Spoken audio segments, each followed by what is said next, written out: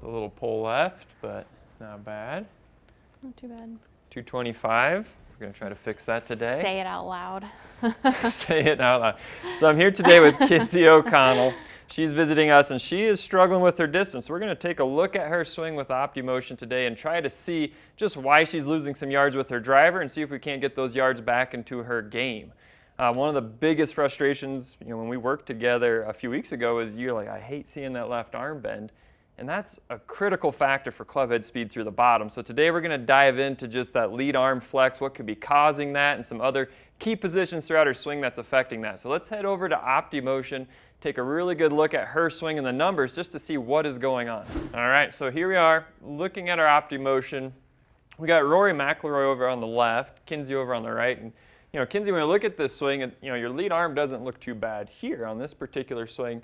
Your lead elbow flex is at 6 degrees. That's not bad. We're trying to get down to 5 to 0, and that's how I flex or extend. So right now you have just 6 degrees of flex in there. We'd like to be closer to 0, but it's more how do I maintain that moving from impact into about chest high, which we call position 8, but kind of when you get that trail arm kind of parallel to the ground. So we're going to see, all right, how much does this change? And that's really where you're going to see a big difference between Rory, who's a great driver of the ball, and your lead arm. So let's take a look as we go through your swing here. You're going to see that left arm start to bend, that lead arm really start to pull back behind you. And when we go over here to Rory, let's click him a few frames ahead. Look how he maintains that extended lead arm. That's crucial for maintaining the speed through the bottom of your swing and getting the most efficient clubhead speed we can out of your swing. So that's going to be a big factor, but one of the big things in there that we need to talk about with these numbers isn't just so much the lead arm, it's the other positions your body is basically needing to improve at to help with this. And that's why I have your hip bend number pulled up. In our last lesson a few weeks ago, we worked on trying to get your hips to not sway on the backswing. We're trying to get them to stay in place just so we could get them more into your left side, and that was to help us with what we're working on today, to bend backwards more with your hips. That's going to make it easier to extend those arms. When our hips stay back and we can't bend backwards, then we have to pull that lead arm around us or else we're going to hit behind the ball, which some of your warm-up drives are hitting that ground a little bit today, and that is why. So we got to get those hips moving towards the target, bending backwards a little bit more and getting that lead arm to extend. You can see that difference here with Rory and how he gets that hip off that line, how he's really bending backwards with his upper spine and his hips here, and he's able to maintain that lead arm staying straight. Your lead elbow flex here went from 6 to 15. We like it to be going from 0 to staying at 10 or a little bit less at that point. So today we're going to work with a drill to really help you really bend backwards onto your left side and get that lead arm extending and see if we can't pick up some of that distance we lost. Sound good? Mm-hmm. All right, so today we're going to show a very simple drill to help you start working on bending backwards, getting that lead arm to extend. And what we want to do is just simply get your golf bag, place it kind of right outside your ankle, start with no ball, because far too often I see students just try to wail away at this and end up smoking their golf bag. We don't want you to break any clubs today. It's not the goal. So go ahead and set up here.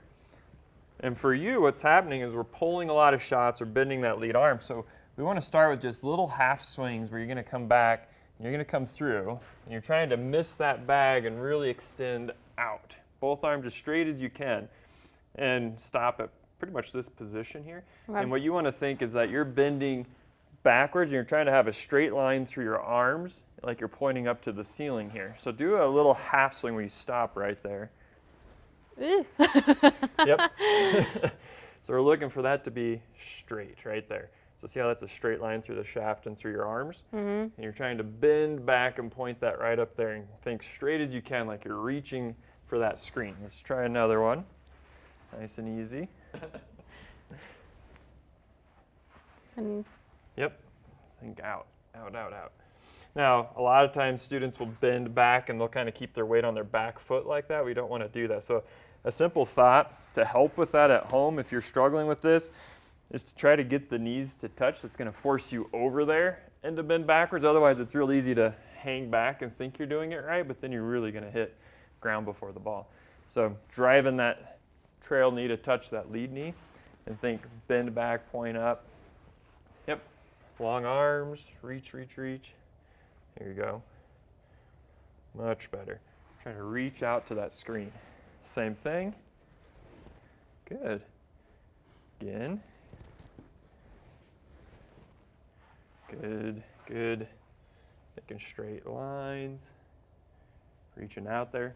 I mean, to you, it's going to feel like you're kind of reaching out here to first base, so to speak. Good. Feel pretty different? Yeah, definitely different. A little scary? Yeah, I'm trying not to kill that bag either. So. There you go. Good. Good. All right. So let's try without the bag there.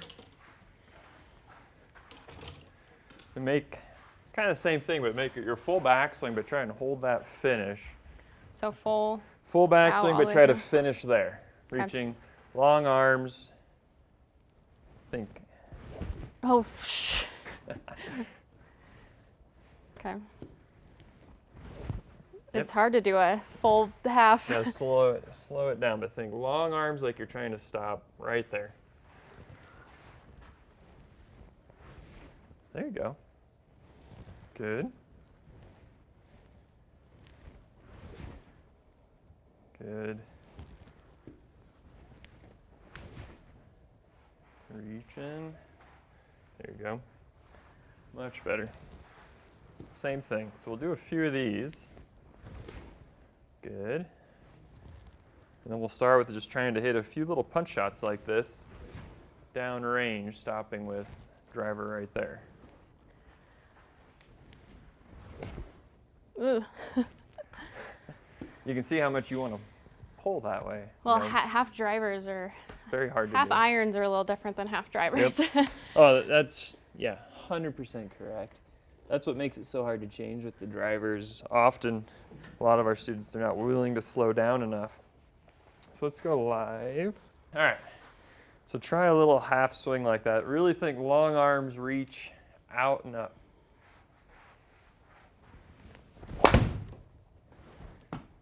Hit the ground a little bit. Let's do a few more. We'll try 3 or 4 here.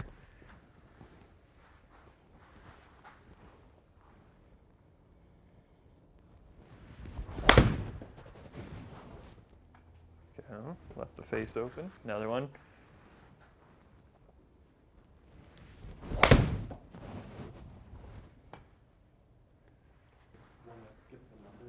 Yep. Yep.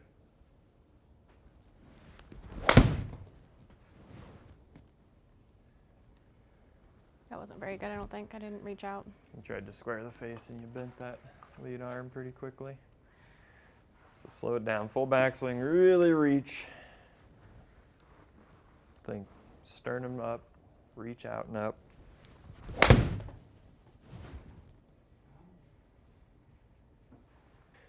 Nice, so that was a good one. So let's head over to OPTIMOTION, look at the numbers and see how this is starting to change your swing and increase your club head speed. This is gonna be a great drill for you. So we have your first swing pulled up on the left, and some key numbers here where they're all working together is that lead elbow flex was 15 degrees. You could feel that pulling around, the dreaded chicken wing or, starting the lawnmower, whatever term, is out there on social media. We were bending that thing pretty good, and now with this drill, we got a couple swings out there where that lead elbow flex is 0. Yeah. And what that does and starts to change is you can see, we talked about getting the hips over onto the left side, swaying them, bending backwards more. Well, now our shoulder bend went from 1 to 9 back. Our hip bend stayed relatively the same, 3 back, 2 back. Then you're going to see your hips are actually driving even more over to the target, 3.5 inches of hip sway up to 4.9. So we're moving more into the left side, bending back. The bending back is allowing us to really extend and create that wide arc and generate that speed through the bottom and maintain it. So this is a wonderful drill, but like you saw, we had to start slow. We didn't want to break any golf clubs today. So after you do a few reps, then do a few of these short little punch shots, then eventually we got to start swinging full speed and start seeing the distance come up. I mean, that last shot you hit about 210, so 15 yards short on a little punch shot. Like that's some pretty good progress. So you can just see where that speed's going to come from when we start to get you moving into that position. So wonderful. Questions on that? Know how to practice? It's all good. Yeah. Good. So we, were able to hit it almost just as far as when you were going full speed, doing this little, half swing punch type of drill with the driver, really working on that lead arm extension and bending backwards. What was your biggest takeaway? Well, I liked the comparison of the two because I'm a very visual learner, and so having it up on the screen really helped me. And then putting it into motion was very helpful. It's definitely different when you put it into a full swing. Definitely is a little bit harder to do because when you're trying to change your swing, it's difficult, but I'm really excited to take it to the range and see what I can do out there. Awesome. So if you think, this might be your problem, fighting what you would call the chicken wing, give this drill a try, but the best thing you can do is go find your local GOLFTEC coach.